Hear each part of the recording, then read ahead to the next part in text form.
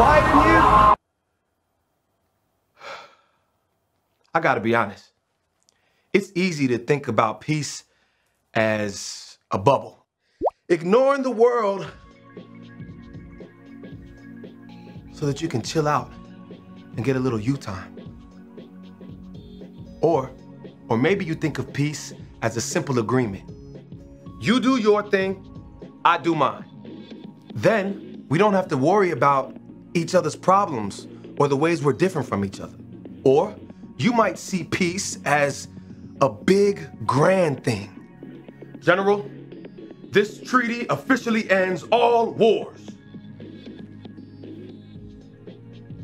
But true peace doesn't look like any of that. True peace is messy. It takes hard work and creativity. It says, how can I listen to you first before I speak? It says, how can I learn what it's like to walk in your shoes before I try to fix it? How can we get creative to find a way through? See, when you do the hard work of making peace, others can see God at work in you. That's why making peace is an amazing way to worship God with your life. Because worship, it's about more than just singing loud. It's all about living loud.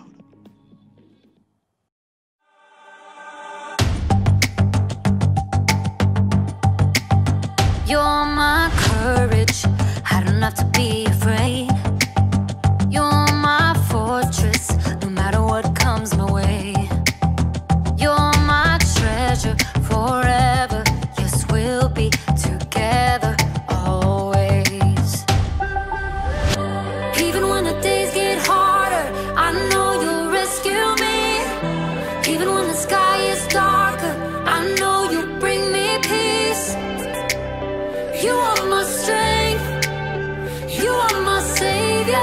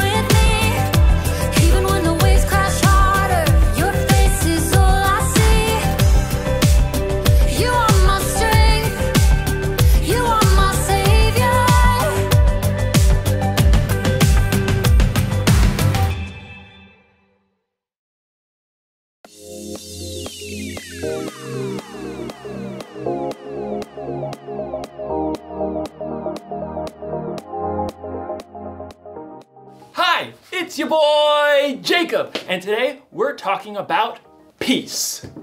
Peace is proving you care more about each other than winning an argument.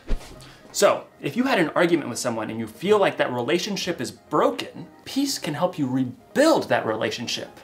It's like building a bridge.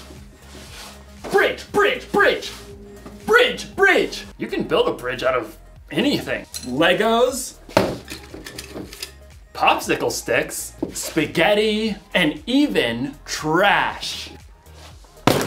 Sometimes we throw things away without thinking about how much we really need them. So I'm going to recycle this big, beautiful bin of garbage by building a bridge. Let's do this!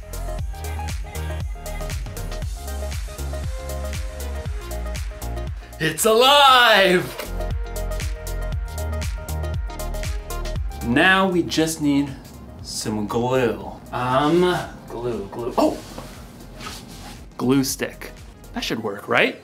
Everything you build needs the right kind of glue to hold it all together. Without the right kind of glue, everything can kind of fall apart. Now, ladies and gentlemen, I present to you the Recycle Bridge!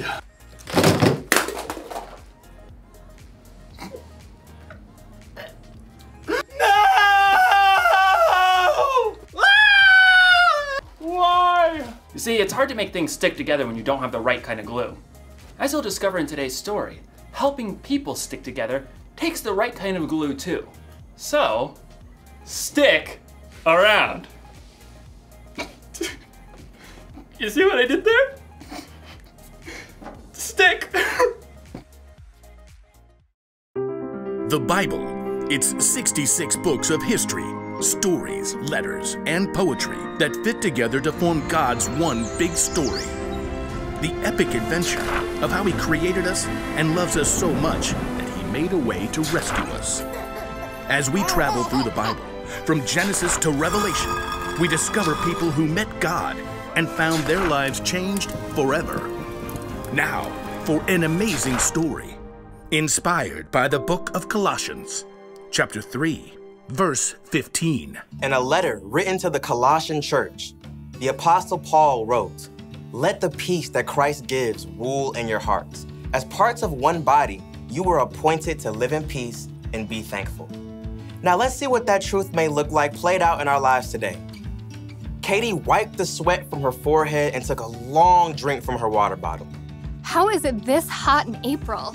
She looked back at the long patch of scrubby ground on the corner lot by Miss Watson's house. Her friends, Caleb and Nona, were both pulling weeds too. I thought we'd be done before lunch. It'll take us days to clear out all this brush. All three kids lived in the same neighborhood and were in Mr. Benson's 7th grade social studies class. It had been Katie's bright idea to start a neighborhood garden for their community service project. Well, we have to finish, unless you want to fail social studies. Even though the friends had been working for a couple of hours already, they'd only cleared the brambles from a small patch of land at the corner. Even when we finish pulling weeds, we still have to dig up the dirt. Yeah, and plant the seeds and water them and stuff. Look, we just need to get it done. I really want an A, okay? Let's use what we've cleared so far and pick one thing to plant. Sunflowers. What? They're big. They're bold. They'll brighten up the whole neighborhood. I don't want to plant flowers. Katie did a quick search on her phone for backup. Plus, you aren't supposed to plant sunflowers until summer. That's a big fat fail for class. Well, it feels like summer. We should plant a pumpkin patch. I mean, how awesome will it be to have all the little kids come right here to get their pumpkins in the fall? That's like half a year away. You guys. Plus 2 words, pumpkin pie. 2 more words, is disgusting. Katie jumped right between her sparring friends. You guys, we need something easy that will actually grow now before the end of the school year. I looked it up. She held up her phone and showed them a picture of small flowers with viney green stalks. What are those even? You have got to be kidding me. Katie checked her screen again. Petunias. We can plant them right here by the stop sign. They grow super fast, we'll get a good pick for class, and then we're done. I thought the whole point of this was to help people. Petunias are nice. This is ridiculous. Something that small will just get overrun by all the weeds we haven't pulled. You got a better idea? Yeah, sunflowers. You know, something big and beautiful. Or pumpkins. Katie ripped off her gardening gloves and hurled them into the dirt. Fine. Do your own community service project. You're quitting the garden? It's not a garden, it's a weedy dirt patch. I'll do my own project. Katie grabbed her water bottle and her tools and stalked off. I cannot believe them. At home, Katie kicked off her muddy shoes and hurled her dirty gloves on the floor. How'd it go, sweetie? Awful. We hardly cleared any weeds, and Nona and Caleb wouldn't listen to my idea about what to plant. It is a pretty big project. I'm doing my own. Isn't it a group thing? Nona and Caleb don't even care about the grade. They want to do all this stuff with pumpkins and sunflowers and stuff we'll never even finish. I get it. It's a lot easier to keep it small, but it's up to you whether you want to hold on to being angry or go make this right with your friends. They started it. Look, God designed you to be at peace on the inside, peace with Him and with others. Okay, yeah, I don't know where to start. You could start with more help. I bet Miss Watson would be willing to lend a hand since that weedy patch is right by her yard. Maybe. Oh, and Mrs. Garcia is always trying to start a garden in their backyard, but she says it's too shady. Maybe she'd like to help. Katie nodded slowly. After lunch, she took a trip around the neighborhood and spotted Caleb shooting some hoops in his driveway. Then she dragged him across the street to knock on Nona's door. You realize I don't want to talk about this? I don't want to talk about this. Just give me a minute. Both of you, please. Caleb and Nona stared at Katie, arms crossed. I'm really sorry. I got so stuck on making an A that I didn't listen to your ideas. I was just so hot and frustrated. Katie's friends waited. I talked to Mrs. Watson and the Garcias and that family with the little kids by the stop sign. They all want a garden, like a big vegetable garden. They want to help us. Really? We could clear the lot pretty fast with that much help. And we can plant everything, tomatoes and beans and carrots and sunflowers and pumpkins and whatever people want to eat. We'll have to help keep it up over the summer though. All the way to pumpkin season. Exactly. Okay, I'm in. Caleb gave Katie a high five. Then they both turned to Nona. She hesitated.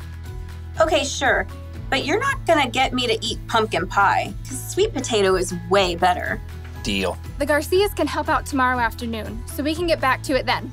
Katie headed home, relieved that she was on good terms with her friends again and at peace on the inside. She was living out the truth of Paul's words. Let the peace that Christ gives rule in your hearts. As parts of one body, you were appointed to live in peace and be thankful. Some days, people are hard to get along with. Your sister spills milk on your homework. Your mom packs your lunch with that weird kind of bread you keep telling her you don't like. You have an argument with your friend over your group project. You just want to yell at everybody. But the Apostle Paul reminds us in his letter to the Colossians, let the peace that Christ gives rule in your hearts. As parts of one body, you were appointed to live in peace. Do you hear that? It's your job to make peace with the people around you. It's one of the things that you were made for, but you don't have to do it alone. You can have the peace that Christ gives. That kind of peace is strong and powerful. It's the glue that holds relationships together. So, if your sister spills milk on your homework, be quick to forgive. If you're in an argument with a friend, be patient and listen. And if you feel like yelling at everyone, count to 10, or yell into a pillow. Or better yet, ask God to give you peace. Don't throw away a relationship without thinking. Peace is more important than being right. Here's the one thing to remember today. We can make peace with others. Think about who you need to make peace with today. Ask someone you trust for ideas on how to take the first step. You'll probably need a little creativity, and you'll definitely need the right kind of glue. Super glue. This ought to do the trick. When you see me next, I'll have a bridge that will truly last. Well, I'll see you next time.